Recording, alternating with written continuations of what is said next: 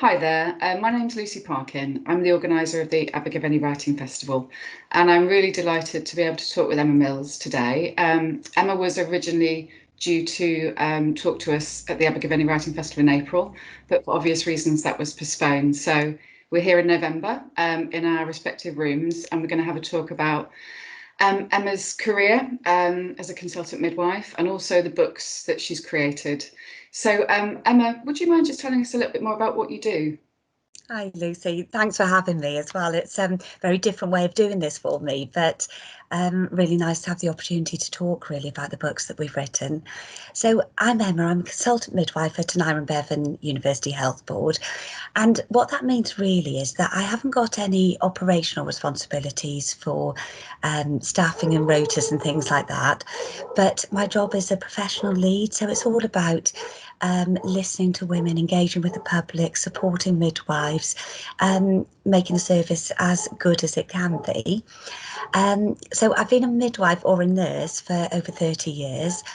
And I also am the trustee of a charity called Midwives at Ethiopia, where we go to Ethiopia twice a year and support our Ethiopian colleagues. And the reason I'm mentioning that is because it's quite relevant to the books that I've written, because we do a lot of work around respectful care and birth experience. And we do that obviously here in the UK, but also in Ethiopia.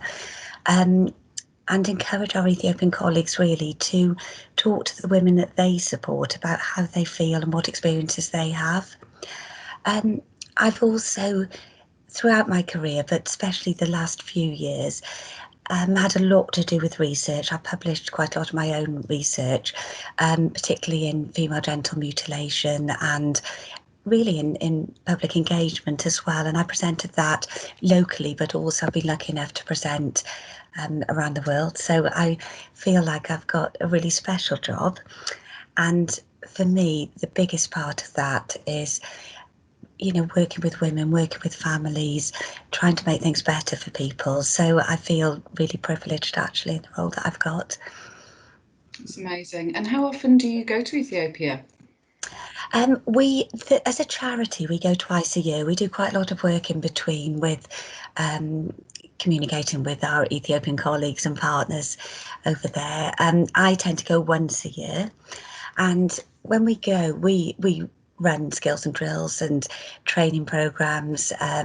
We support with microfinance projects and an ongoing development really for our Ethiopian colleagues who have got very similar passions and very, very similar jobs and roles to us, but haven't always got the resources, haven't got the access to further education, identify big gaps in the education they have, and they ask us to go and, you know, share skills and experiences.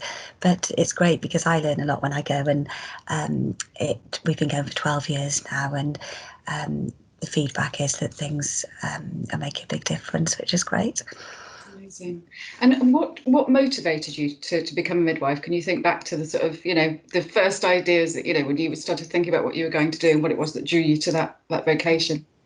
And I can, but it's quite an embarrassing answer because I would describe myself as an accidental midwife. And I know that the right answer is meant to be, you know, I felt really passionate about this. It's something I always wanted to do. And I'm always talking to people, aspiring midwives, people that are applying to get into midwifery.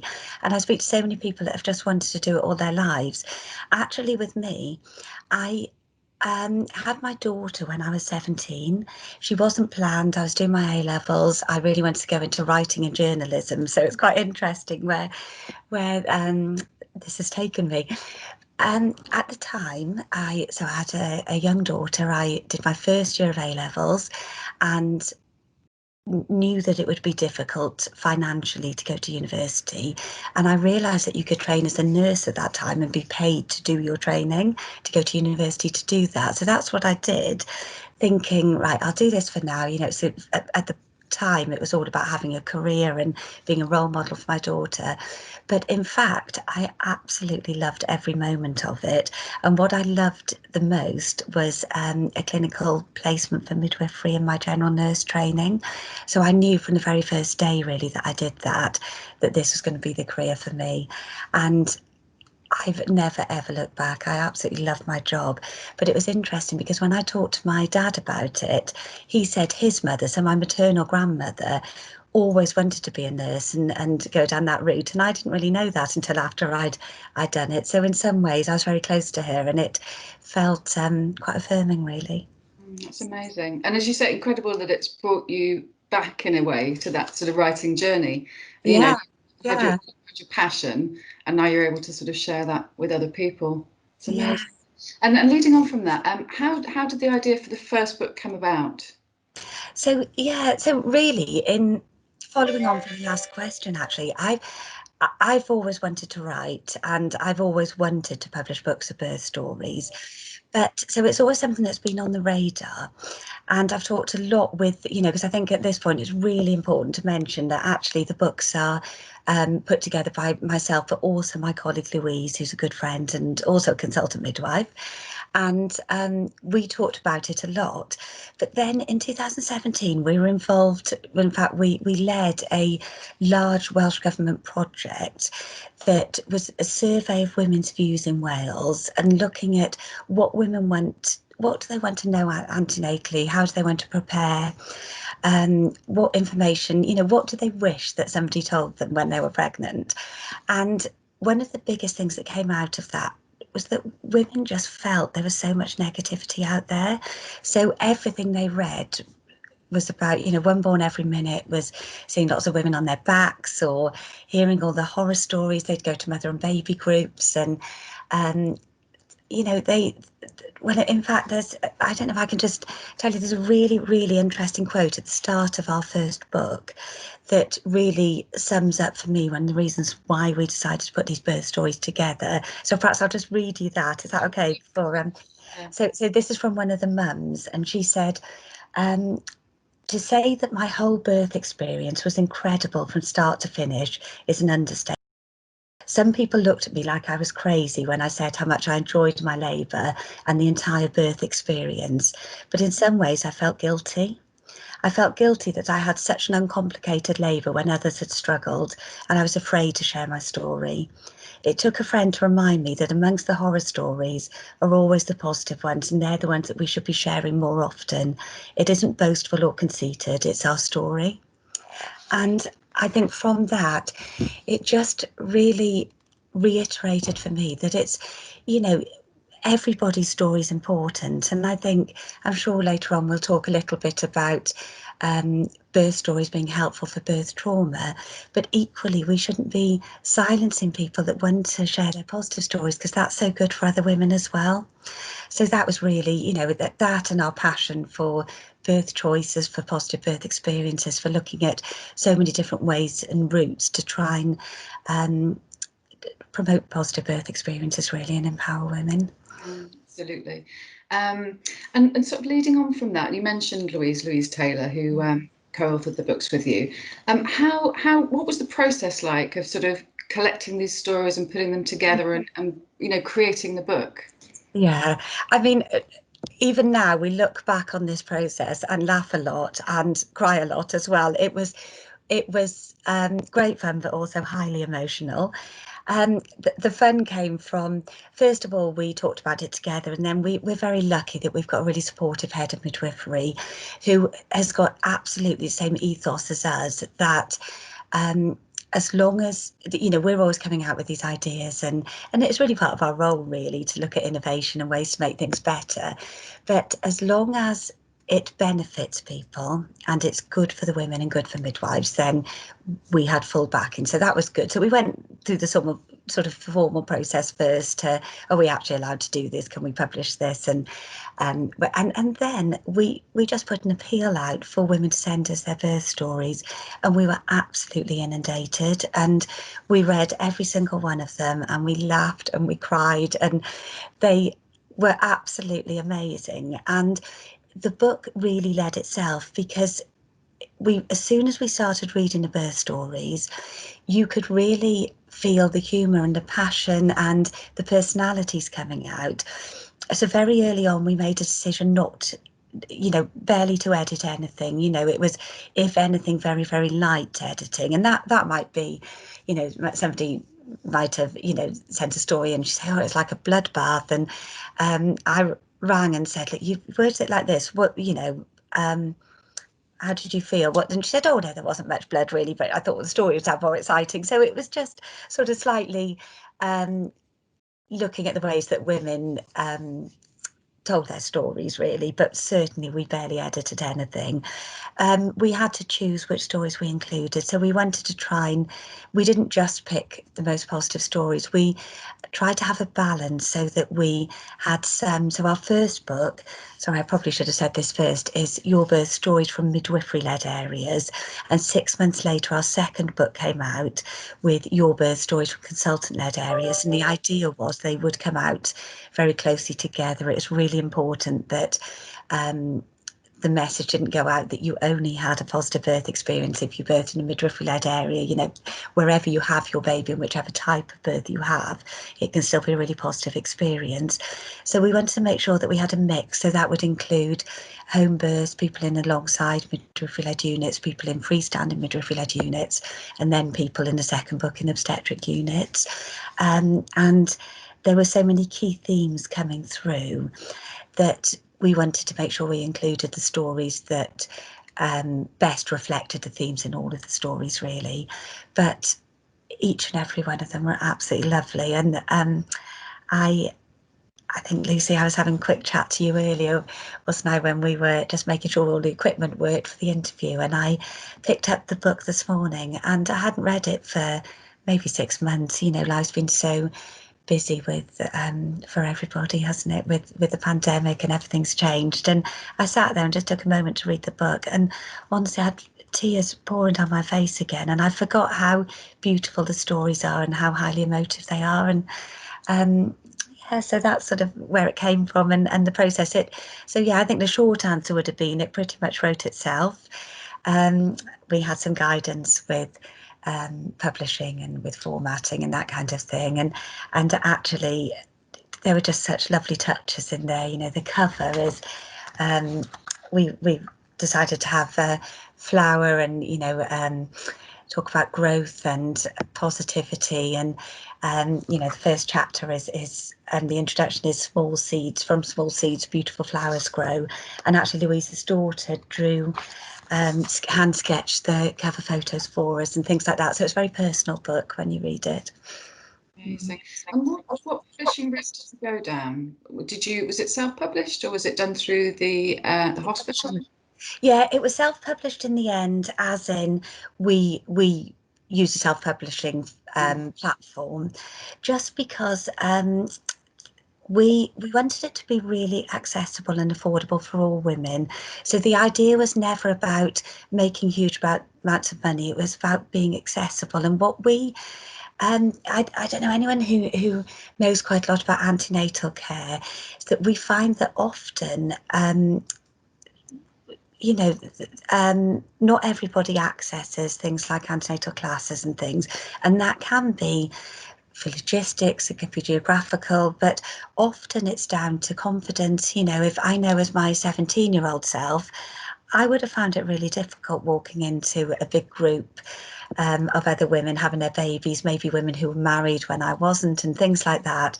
And so we wanted to make sure that it didn't have a niche market really, that anybody, you know, whatever age you are, whatever anxieties you've got about birth, or whatever passions you've got about birth, wherever you live, what your ethnicity is, any of those things, what your job is, what your prior knowledge is, we want it to be accessible for everybody. So that really helped us choose that platform, because we could keep the costs of the book cheaper, and we didn't have to decide how many we pre-published. You know, they're just published on demand, which, so I think it was the right choice for us, but I know it's not the right choice for everybody. Yeah, that's great. And have you written your own birth stories? You're mother of two, is that right? Yes, I am the mother of two. Have you written about them? Did you record them either later or, you know, shortly after the births? My pre-mentioned daughter, who I had when I was 17, giving my age away now, is she's just had her 31st birthday. I wrote my birth story down for her a couple of years ago. I can't really talk about it without feeling emotional. I had a lovely experience, and she actually on her birthday recently texted me and said, because I couldn't see her, you know, she was in local lockdown at that time, and she spent her birthday rereading her birth story. So that was really lovely, and I think that for me reflects how important I'm sure again we'll talk about this in a bit, but why birth stories are so important. You know, they're important for us as women, as mothers. They're important to share, to build confidence with other mothers, but actually they're really lovely keepsake for our children. And when we had our book launch and the books were first published, we sent a copy to obviously each of the women that had written their birth stories, but addressed them to the baby so that they can keep them and treasure them and read their birth stories when they grow up. I should mention my son as well. I have a 24-year-old son. He was born at home, and he's heard me talk about his birth so many times that I haven't actually written it down, but I should. Yeah. And I was just wondering, I mean, I think from the point of view of, you know, the people that can read your books, you know, it must be incredibly, you know, helpful to them, as you say, sort of showing this positive side.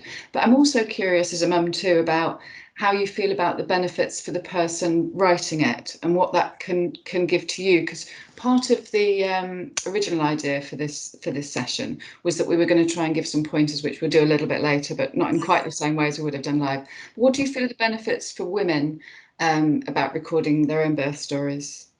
Yeah, I think, I mean, you know, I feel passionate about birth stories, but I just in so many ways, and whether that's birth trauma and needing, you know, I actually spoke to somebody this morning for a debrief. Part of my job is talking about birth choices and debriefing, and what I often suggest to people is just write them down, and you could be writing it down for your own healing.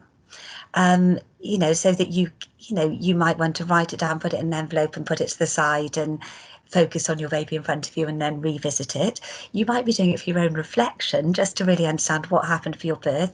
You might be doing it because for positivity, you know, and think, oh yeah, I just want to record these happy memories. You might want to be doing it just to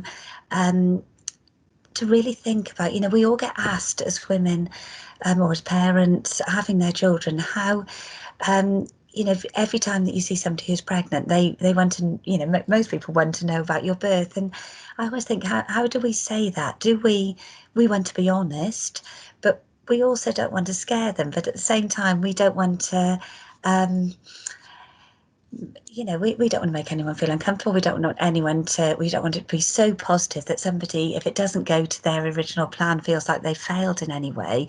So I think birth stories are really, really important for that. And I think when you're writing your birth story, it's really important to think about who you're writing it for. Is it a private reflection for yourself? Is it, this is how I want to tell the story to my pregnant best friend, or is it for your child to read when they're older? And it might be that you want to write 3 birth stories, but that's absolutely fine. And yeah.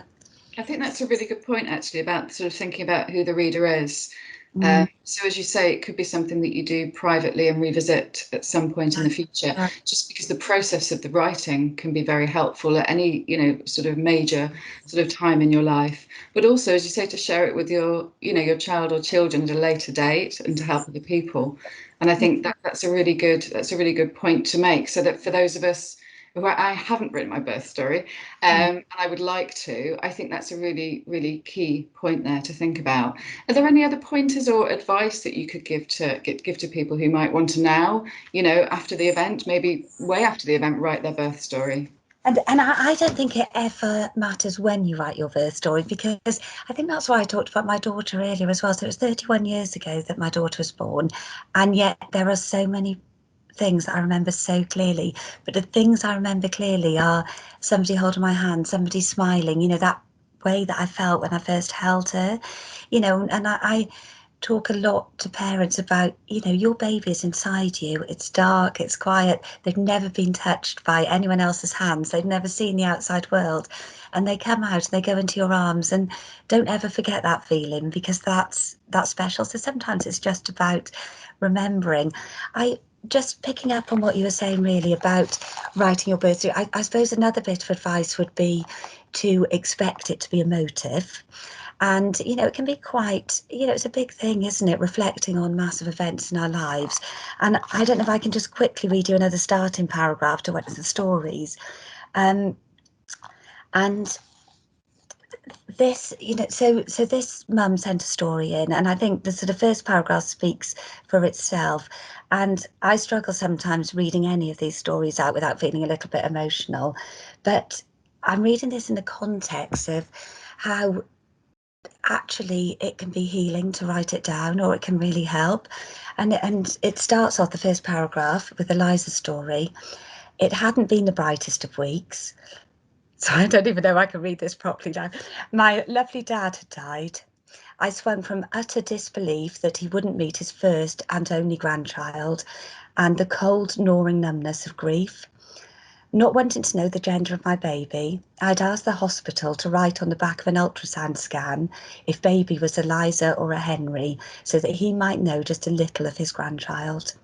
But my farewell letter and a sealed envelope arrived shortly after his death. I suddenly felt ill prepared for the arrival of my baby. And then came my show, a spark of joy, then guilt. I went for a walk and to talk some sense into myself, not the sugarloaf this time. A walker had tutted at me the week before under her breath about being irresponsible, and I was probably right. But each stride made me smile, and smile turned into grins, and the grins into laughter, a flood of well-being and excitement. I'd spent the last few months preparing for this moment, knowing that I was only going to have a baby once, in brackets borderline age 41, so baby and I were going to do this as well as we possibly could. And I just, you know, when I was reading those kind of stories, it's hard not to read them and feel the emotion. And we, on top of that, you know, knew or got to know all of the parents who wrote the stories for the book. And, you know, I could never, ever thank them enough, because actually what they've shared is deeply personal, but with the aim of helping other women really and other people.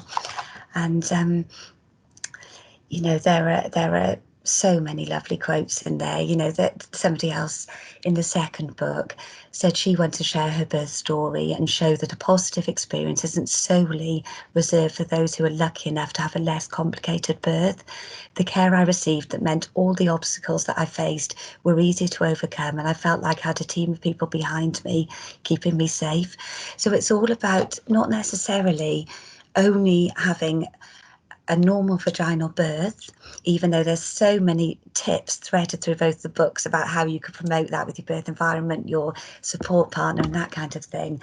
But it's more about having a positive birth experience. And so the aim of the books really is to really open those conversations with women about you can have a positive experience however your baby comes out, whether that's a planned cesarean, whether it's an emergency cesarean, whether it's an assisted birth or a vaginal birth, and really gaining some confidence from knowing that however it goes, recognising some things may be out of your control, but there are loads of things you can do for it to be really positive, and then to look back on it feeling happy really at a very important and special time.